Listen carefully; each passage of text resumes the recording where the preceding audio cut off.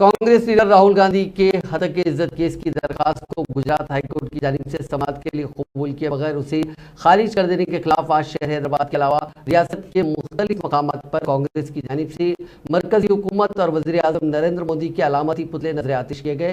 Party के दफ्तर गांधी भवन के सामने मोदी के खिलाफ मुजाहरा करने और अलामती पुतला नजर आतिश करने पर पुलिस ने सिकंदराबाद डिस्ट्रिक्ट कांग्रेस के कई कारकुनों को हिरासत में ले लिया, जिनमें कर्नाटका डीसीसी के सदर रोहिन रेड्डी, एम साई कुमार और दूसरे शामिल थे। इसी तरह टैंकबंड पर सिकंदराबाद डिस्ट्रिक्ट कांग्रेस के सदर अनिल कुमार यादव की क़यादत में मोदी का पुतला नजर आतिश किया गया। उन कारकुनों ने कहा कि मोदी हुकूमत अदालतों को भी अपने कंट्रोल में कर चुकी है।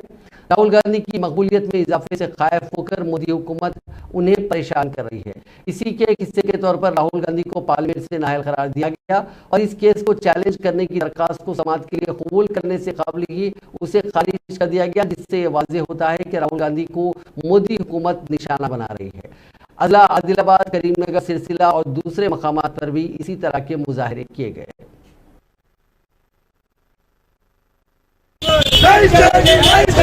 मोदी